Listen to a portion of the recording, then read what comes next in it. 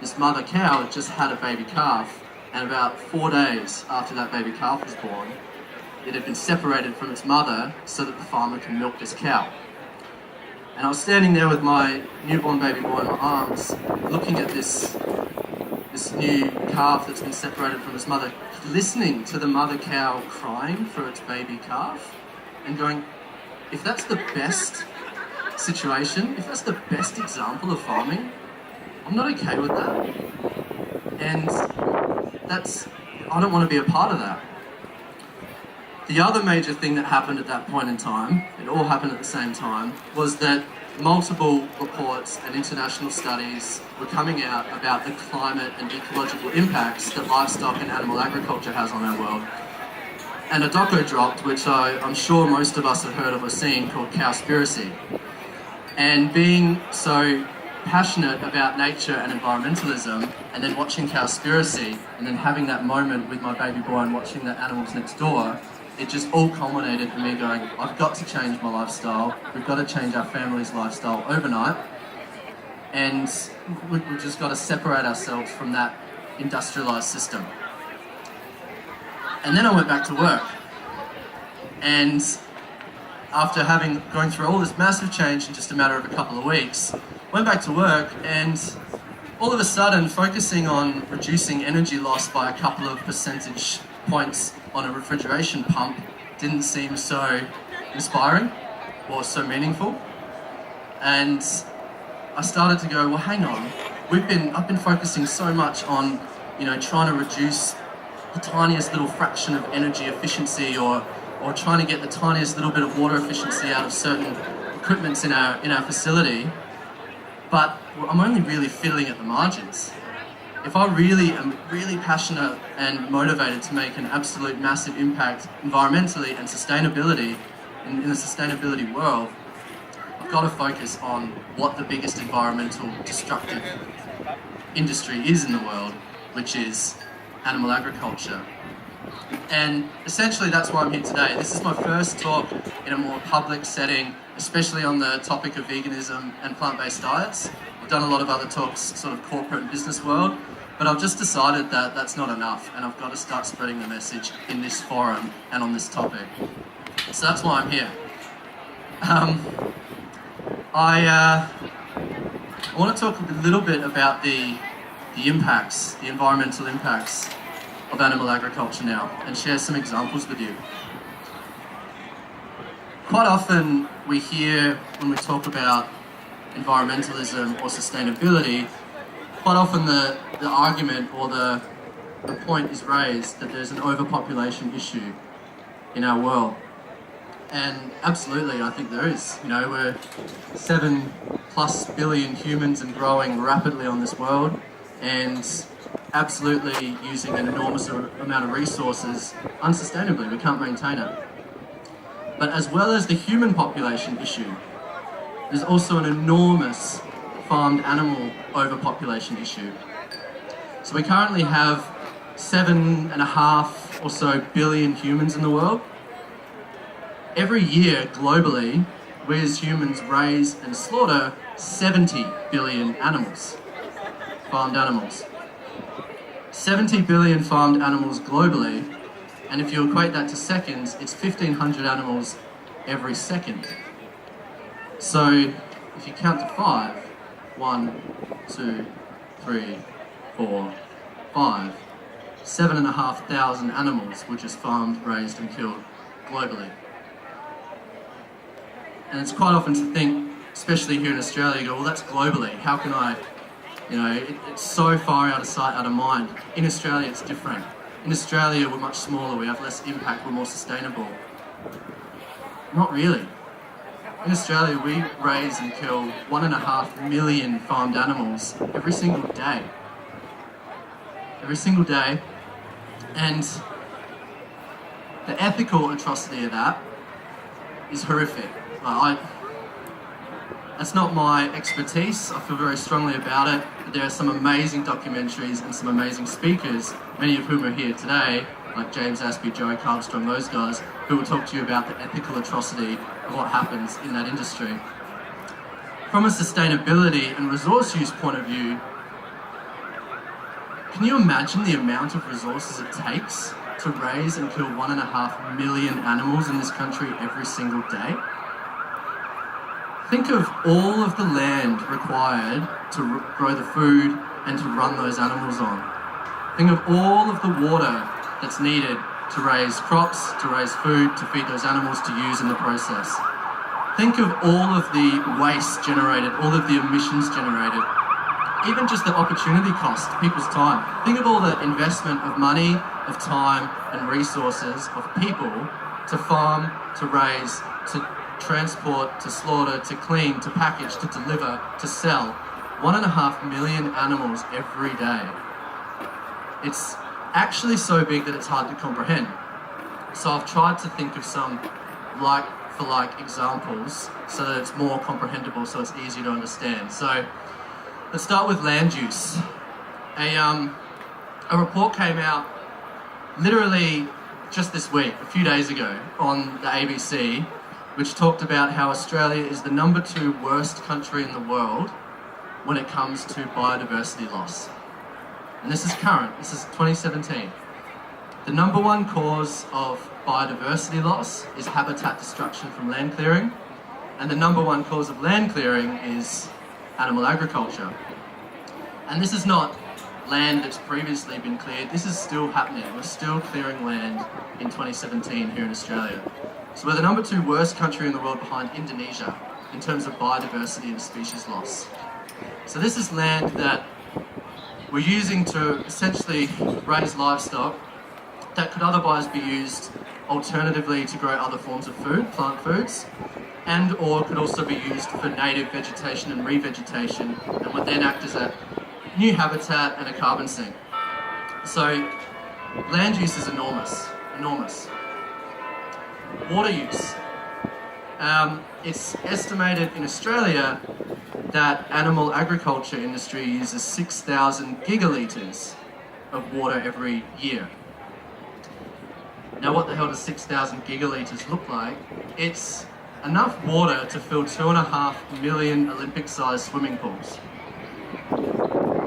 So every year, the animal agriculture industry in Australia in 2017 is using enough water to fill 2.5 million Olympic-sized swimming pools. And it's been shown that plant-based diets use at least 1/3 less water. In fact, there are studies that have been done here in Australia by Australian universities that have studied this exact method, this exact topic. And there was one, I remember the quote, the conclusion from the researchers when they were comparing the water efficiency of diets, and they said, quote, "Certainly, the water efficiency of plant-based diets and vegetable production is startling." That was Charles Sturt University. So 6,000 gigalitres of water. I grew up here in South Australia through a time of drought and water restrictions. I remember if you had a nice looking front yard that was nice and green because you watered it, you had to put a little sign up to say, "We use bore water" or "We use rainwater," because otherwise your neighbours would tell on you. And when you think about it, it's crazy because 90%, 9 out of 10 litres of water that we use in our household is actually through our food. So by far the biggest water user, the biggest water consumption is our food, and most of that is through, or a significantly higher proportion of that is through the animal agriculture industry. And if we weren't using that water in animal agriculture, it would naturally be able to find its way through aquifers, restoring our ecosystems. You know, again, I grew up here and I remember hearing about the Murray and the levels of the Murray just dropping and dropping and dropping. So imagine how much water we could replenish. So 1.5 million animals every day. The amount of waste generated by 1.5 million animals raised and killed every day is disgusting. It's horrific. It's 1,000 tonnes a day.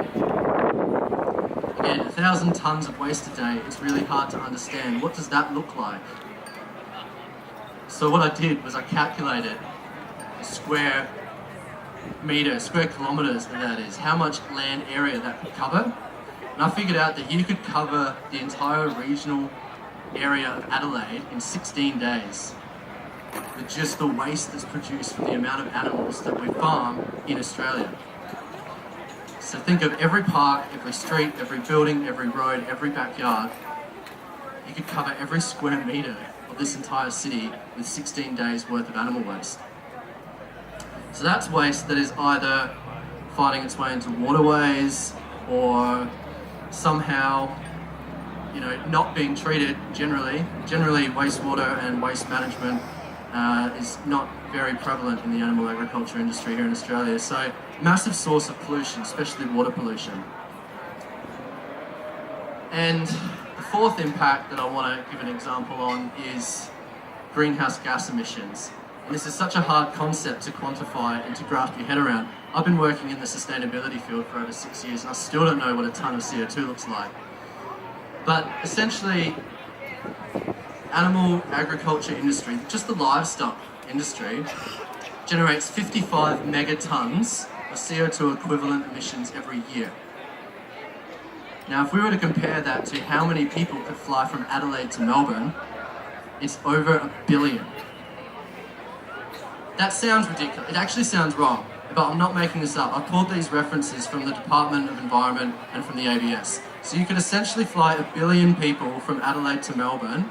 So you could fly the entire population of Adelaide to Melbourne 800 times in a year, and only then would you generate the same amount of greenhouse gas emissions as all of the livestock do in this country. So it's a bit depressing. I'm looking at a few faces and people are like, oh shit. So what I've tried to do is really focus on the enormous positive impacts that a plant-based diet and lifestyle can have. And what I've come to realise is that the number one most powerful decision that you can make for our environment is what you eat. Eating a plant-based lifestyle doesn't just benefit your health, it doesn't just avoid harm to animals, it is the most powerful decision that you can make. And I've got one more example to share with you to try to highlight that positive impact. Elon Musk and Tesla are building the world's biggest battery storage system in the world in our backyard here in South Australia. It's being touted to be able to power 8,000 homes for a day and store 129 megawatt hours of electricity. So 129 megawatt hours of electricity, if we assume that that's going to offset emissions from natural gas production, because natural gas is the primary fossil fuel used here in South Australia, the amount of emissions that battery can store, the amount of electricity that battery can store, if that negates production from gas, the amount of emissions that would save is the equivalent to 15 vegan diets for 1 year. It's a bit of a interesting statistic to get your head around, but basically what I'm saying is that only 15 people eating plant-based for 1 year will save the same amount of emissions that the world's biggest battery storage system could store to offset gas production at any given time. Amazing. It's actually incomprehensible. So one person does have an impact. And if we think about this festival, I'm being told that there was about 12,000 visitors last year. There's probably more this year. If we could think about if every single one of those people came and left eating a vegan plant-based lifestyle, or at least partially a vegan and plant-based lifestyle, think of the enormous impact we as a collective would have. So this is my take-home point, is that you don't have to be Elon Musk to have a positive impact on our environment. You don't have to invest a lot of time and money, and you don't have to go and do a massive project. You don't have to go and do some crazy thing. In fact, the most powerful thing you can do, the most powerful decision you can make is the next one when you choose to eat something. And the great thing is you can do it now, and it's not even difficult.